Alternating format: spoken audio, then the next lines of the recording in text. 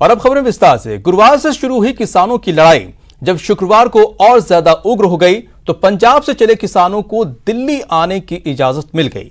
किसान अब सिंध बॉर्डर से दिल्ली आ सकेंगे। इस दौरान पुलिस की टीम उनके साथ ही रहेगी, लेकिन किसान इस पर राजी नहीं है। 3 राज्यों की पुलिस, 8 जगहों पर नाकेबंदी, फिर भी डिगे नहीं किसान। देखिए इन तस्वीरों को, जहां पहले नाकेबंदी की गई थी, पुलिस पहरेदारी कर रही थी, अब किसानों ने उस बाधा को तोड़ दिया है। किसानों के लिए दिल्ली का रास्ता खोल दिया है। अब सिंध बॉर्डर और टिकरी बॉर्डर से नाकेबंदी हटा ली गई है और 3 दिसंबर को सरकार भी उनसे बातचीत करने को तैयार है। जो राजनीतिक दल, कांग्रेस हो, बाकी लोग हों, उनको किसानों के मामले में सियासत नहीं करना चाहिए। केंद्र के कृषि कानूनों के खिलाफ किसानों का आंदोलन शुक्रवार को और उग्र हो गया। दिल्ली हरियाणा सिंध बॉर्डर पर प्रदर्शनकारी किसानों ने पथराव किया और बैरिकेड तोड़ डाले। उग्र किसानों को रोकने के लिए पुलिस को आंसू गैस के गोले दागने पड़े, पानी की बौछार करनी पड़ी, लेकिन किसानों के कदम नहीं रुके। किसान दिल्ली की तरफ बढ़ते ही रहे। इधर कांग्रेस ने भी किसानों को रोके जाने का विरोध किया है। उनके तो वैसे ही आंसू निकले हुए हैं और आंसू गैस छोड़ी जा रही है। वाटर कैनन तो वैसे कोरोना में खतरनाक साबित होता है, ठंडा होता है, तो ऐसा नहीं, रास्ता एक ही है, उनसे बातचीत करके समाधान निकाला जाए और जो उनकी मांग है जायज है। किसानों का जोर और सियासत का जोर जब थमता नहीं दिखा तो आंदोलनकारियों को दिल्ली के बुराड़ी में प्रदर्शन करने की इजाजत दे दी गई। देखिए इन तस्वीरों को, इस मैदान की पूरी साफ सफाई की जा रही है। किसानों को कोई परेशानी न हो, इसके लिए आम आदमी पार्टी और उनकी दिल्ली की सरकार दोनों जुटे हुए हैं। खाने की व्यवस्था हो, चाहे उनके शेल्टर की व्यवस्था हो, हर प्रकार की व्यवस्था के लिए अरविंद केजरीवाल जी की सरकार तैयार है, तत्पर है और किसान भाई बहनों के साथ पूरी तरीके से खड़ी है। दिल्ली, हरियाणा और यूपी की पुलिस ने 8 बार बड़ी नाकेबंदी कर किसानों को रोकने की कोशिश की, लेकिन किसान हर बार ट्रैक्टर के सहारे आगे बढ़ते गए। किसानों को रोकने के लिए पुलिस ने यहां आंसू गैस छोड़े। इससे उग्र किसानों ने पुलिस पर पथराव शुरू कर दिया। किसान दिल्ली में घुसने के लिए अड़े हुए थे। कुछ किसान वहीं धरने पर बैठ गए और खाना बनाते दिखे। मतलब साफ है कि किसान आर पार के मूड में है, लेकिन फिलहाल इसका कोई सर्वमान्य हल दिख नहीं रहा। Bureau report, news 18 network. और अब बात अन्नदाता की नाराजगी की।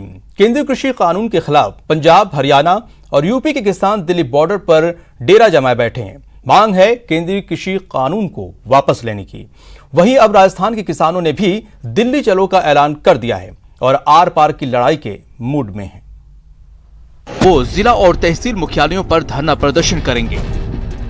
कल 28 नवंबर को जयपुर से किसान दिल्ली को घेरने के लिए कूच करेंगे। जो किसान दिल्ली चलने में सक्षम नहीं है, वे भी चुप नहीं रहेंगे। तहसील, जिला मुख्यालयों पर ज्ञापन, धरने, प्रदर्शन निरंतर जारी रखेंगे। कृषि कानूनों के खिलाफ आंदोलन कर रहे किसानों को आशंका है कि इससे कृषि उपजों के व्यापार में पूंजीपतियों का एकाधिकार हो जाएगा। साथ ही संविदा खेती से किसान अपने ही खेत में मालिक से मजदूर बनकर रह जाएंगे। लिहाजा किसानों की मांग है कि कृषि कानूनों को वापस लिया जाए। साथ ही पूरे साल सभी उपजों की ग्राम सेवा सहकारी स्तर पर MSP पर खरीद हो और संपूर्ण उपज की खरीद के लिए कानून बनाया जाए। विदेशी निवेश के आधार पर विकास का मॉडल,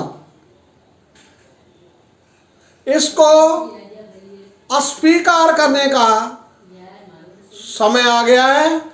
कृषि केंद्रित आर्थिक नीतियां किसानों को खुशहाल बनाने वाली आर्थिक नीतियां, उसके लिए न्यूनतम समर्थन मूल्य पर खरीद की गारंटी के कानून से हो शुरुआत। उधर श्रीगंगानगर में किसानों के दिल्ली कूच का असर बसों के संचालन पर पड़ा है। श्रीगंगानगर से दिल्ली जाने वाली रोडवेज और प्राइवेट बसों का संचालन दूसरे दिन भी बंद रहा, जबकि बीते रोज 16 private bus Haryana border seal होने की वजह से सिरसा से लौट आई थी।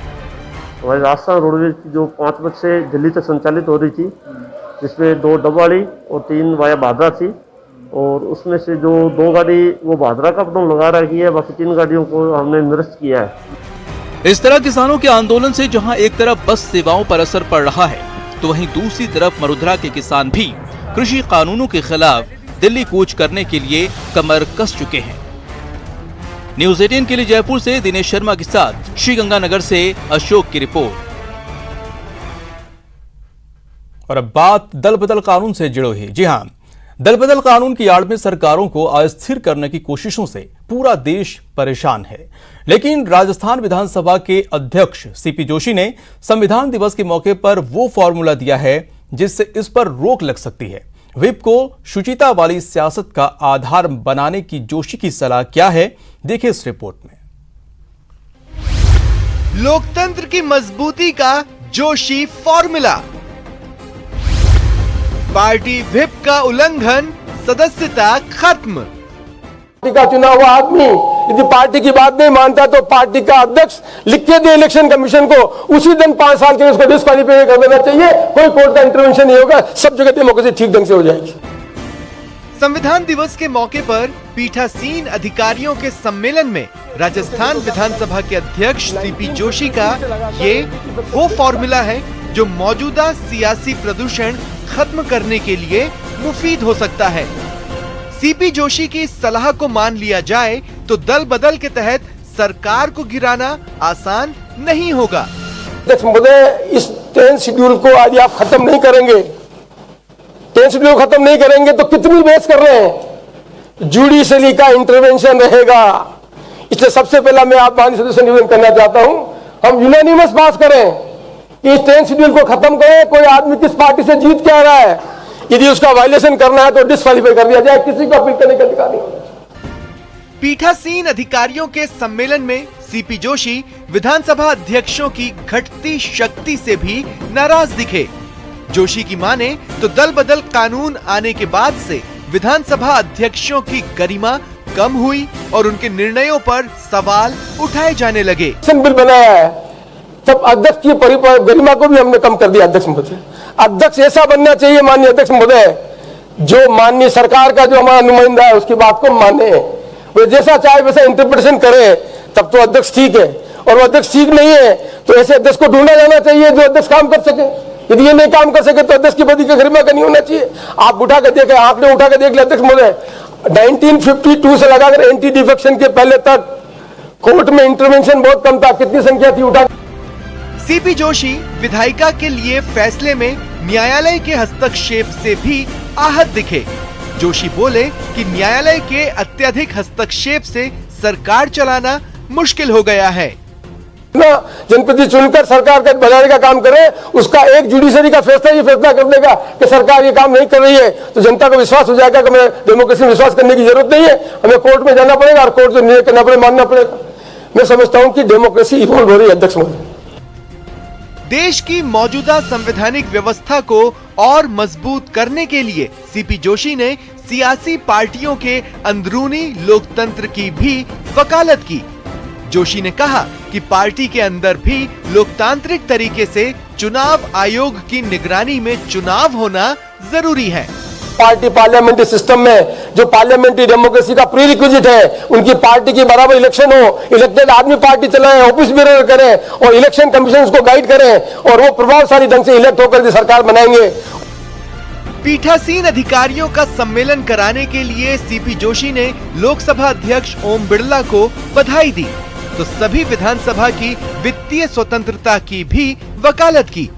जनता की चुनी सरकार को आजादी देने के लिए सीपी जोशी राज्यपालों के अत्यधिक हस्तक्षेप का भी विरोध करते नजर आए और यही कारण है कि मौजूदा संवैधानिक व्यवस्था को मजबूती देने के जोशी फॉर्मूले की काफी चर्चा हो रही है।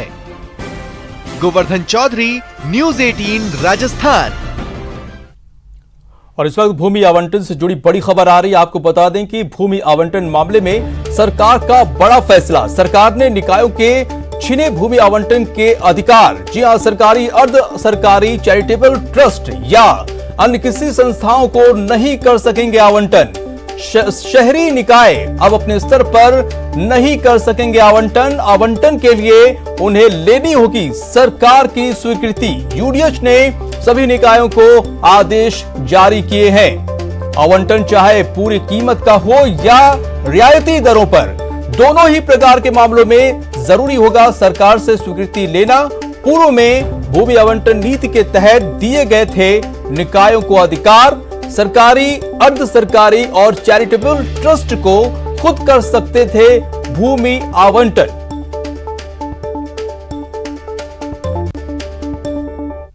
और फिलहाल रुकते हैं छोटे से ब्रेक के बाद। आपका स्वागत है। एक बात तो तय है कि कोरोना का खौफ तभी खत्म होगा जब वैक्सीन आएगी, और वैक्सीन का टेस्ट अब आखिरी चरण में है।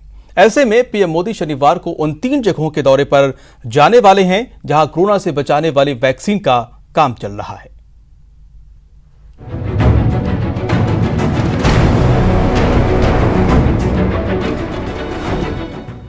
दिन शनिवार, तारीख 28 नवंबर 2020, वक्त दोपहर के 12:30 बजे। ये वक्त, दिन और तारीख इसलिए अहम है क्योंकि इस दौरान पीएम मोदी पुणे में रहने वाले हैं और उस वैक्सीन के बारे में जायजा लेने वाले हैं जिस पर पूरे देश की उम्मीद टिकी है। हम बात कर रहे हैं पुणे के सीरम इंस्टीट्यूट की, जहां पीएम मोदी जाएंगे, तकरीबन 1 घंटे तक रहेंगे। इस दौरान प्रधानमंत्री कोरोना वैक्सीन पर तमाम जानकारियां लेंगे। सीरम इंस्टीट्यूट में 1 घंटे रहने के बाद प्रधानमंत्री फिर से हेलीकॉप्टर से पुणे एयरपोर्ट जाएंगे और फिर वहां से हैदराबाद के लिए रवाना हो जाएंगे। पीएम मोदी हैदराबाद के भारत बायोटेक कंपनी भी जाएंगे और वहां कोरोना वैक्सीन पर हो रहे शोध की भी जानकारी लेंगे। भारत बायोटेक में प्रधानमंत्री नरेंद्र मोदी आ रहे हैं और वो तकरीबन 1 घंटा यहाँ पर रुकेंगे। जो कंपनी के एमडी हैं कृष्णा एल्ला और इसके अलावा बाकी साइंटिस्ट से वो बातचीत करेंगे और कोवैक्सीन का जो प्रोग्रेस है वो देखेंगे। कि शाम को 4 बजे प्रधानमंत्री यहाँ पर पहुंचेंगे और 5:10 पर यहाँ से रवाना हो जाएंगे। पीएम मोदी हैदराबाद और पुणे के दौरे से पहले शनिवार को ही अहमदाबाद भी जाएंगे। मतलब ये कि वैक्सीन के लिए पीएम मोदी के दौरे की शुरुआत अहमदाबाद से ही होने जा रही है। यहाँ पीएम मोदी जायडस कैडिला के प्लांट का दौरा करेंगे। और अब बात जुर्म के उस जीवाणु की जो अब जेल में ही मरेगा, ताउम्र जेल में सड़ेगा और मरते दम तक अपने गुनाहों की सजा पाएगा। 2019 में इसने एक मासूम के साथ दुष्कर्म की वारदात को अंजाम दिया था, जिसमें आज कोर्ट ने बड़ा फैसला सुनाया है।